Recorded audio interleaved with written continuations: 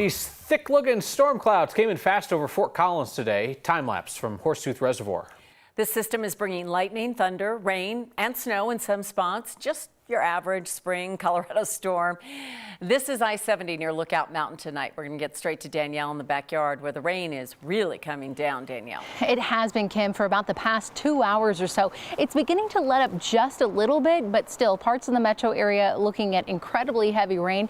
Still kind of some nice sleeping weather, to say the least. That storm system is slowly shifting to the south. You'll notice that cold front sagging just to the south of Colorado Springs. Probably felt those strong winds earlier this afternoon. As we zoom in here to the city, you can still see that rain showers falling across the city. Just 2 hours south, however, those slightly cooler temperatures push in, and we are looking at snow. Some pretty heavy snowfall around Castle Rock, Larkspur, further to the south toward Monument Hill, where we do have a winter weather advisory in place until tomorrow morning. I want to take you through the futurecast. Here we're about 11 o'clock. Still light rain showers for Denver, but everywhere to the south looking at light snow. By 6 o'clock, however, the storm system is long gone. It's fast, it's furious, and it's out of there, making way for some sunshine in the afternoon for us. Few clouds off to the northeastern plains by your Friday evening.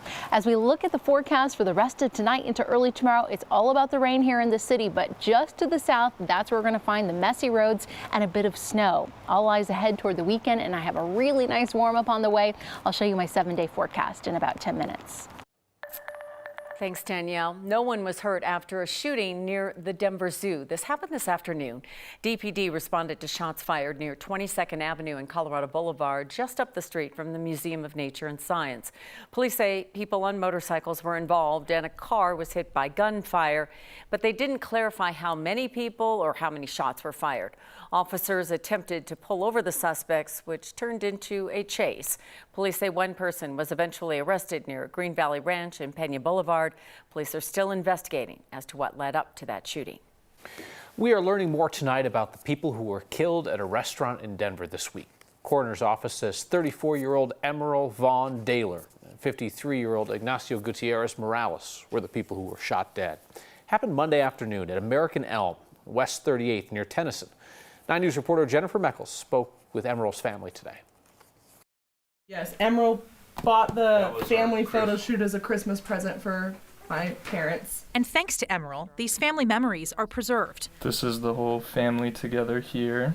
Her siblings, Matt, Aaron, and Danica. There's Mom and the sisters. This is one of my favorites, the way she looks at Mom. It's tough to see these photos now, a family with somebody missing. I just can't wrap my head around why it happened, and to her, of all people. Police have released very little about the shooting, which happened Monday afternoon at the restaurant where Ignacio and Emerald worked. She was the general manager. Her family says always serving others. How selfless and genuine she was.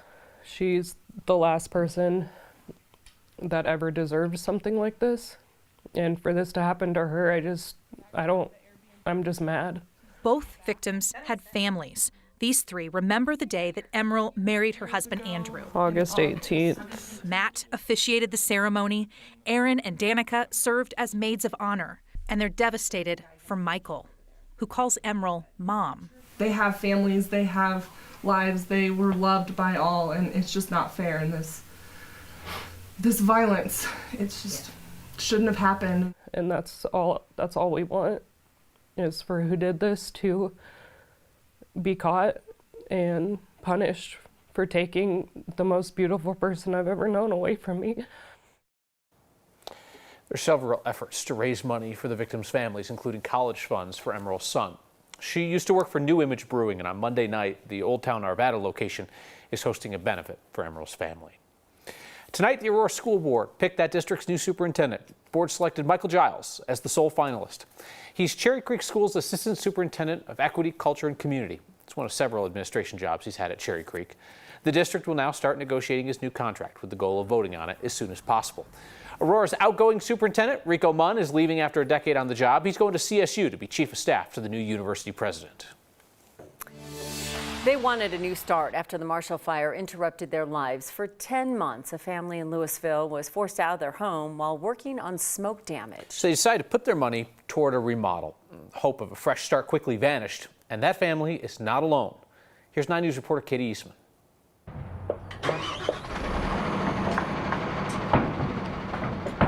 street after street, the promise of progress is seen and heard.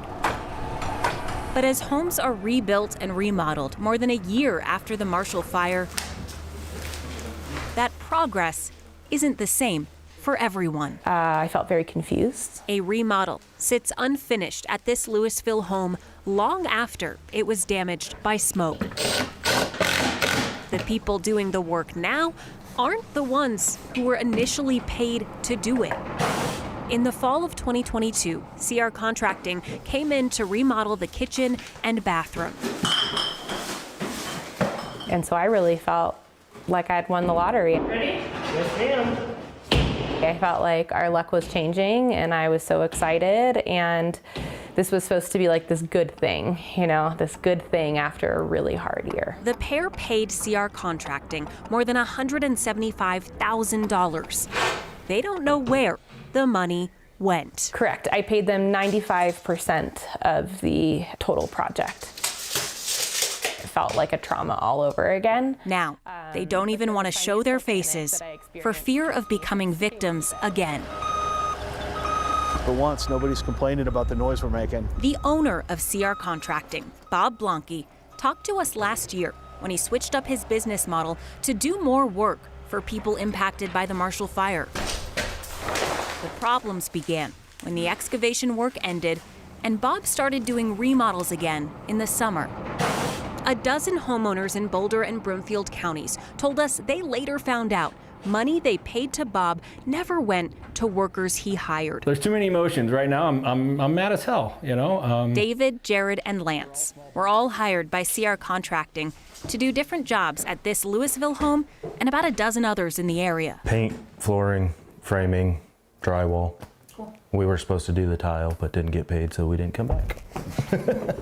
Amount I have invoiced right now is $22,500. Right now, we're at a little over $15,000 for what's owed on the roof. The balance is right around $40,000. Tens of thousands of dollars these subcontractors say Bob Blanke owes them. Broomfield police say he owes more than $200,000 to 19 victims. Yeah, we feel very vulnerable. The trauma didn't end with an unfinished project. Homeowners learned subcontractors weren't paid when the workers sent notices to them saying they might put a lien on their home. I mean, this is the type of thing that can affect people financially for years. By staying anonymous, this couple hopes they can avoid more subcontractors using their home as collateral. And so we are now looking like the bad guys because we are trying to protect ourselves. In the same token, we are trying to protect them. And hoping that these liens help trigger a chain reaction for more people to show their faces, for more people like us to come forward, because I think the story should be told. At the tone, please record your message. Bob hasn't responded to the multiple ways we've reached out. Hi, this is Katie. Oh, hi, Katie. Bob had mentioned that you had wanted to talk to me. But his bankruptcy and debt negotiation lawyer, David Serafin, gave us a call. Bob wanted me to mention that he's not trying to avoid anybody. He's not trying to run from anybody. He's trying to make everything right. He's trying to get everybody paid. In a letter sent to us from his lawyer, Bob wrote that he's sorry and that construction is a tough business that has become impossible to execute successfully. He added he plans to liquidate assets and partially settle accounts. These homeowners paid him this money to go into places. Like, where did it go if it didn't go toward their projects or to the subcontractors? Right, and I can't comment on that. But I can say that this person, Mr. Blanke, is not a person who, lives a lavish life. I want to ask Bob where his integrity is. As these homeowners go into debt, they wonder about what could have been. We were easy new customers to say yes and to believe in the promise of what he could offer. Progress stopped by a broken promise. I felt like this was our investment in taking care of ourselves, and they were not able to follow through on that, and that is what I feel most devastated by. Katie Eastman, 9 News. The subcontractors Katie talked to suggested a way to protect yourself from a similar situation. Ask the people doing work in your home if they're getting paid. Don't just trust that the general contractor is paying them. There were issues for several months before the homeowners were aware. Bob Blanque's attorney said that he's advised him to file for Chapter 13 bankruptcy, pay back what he can through that process.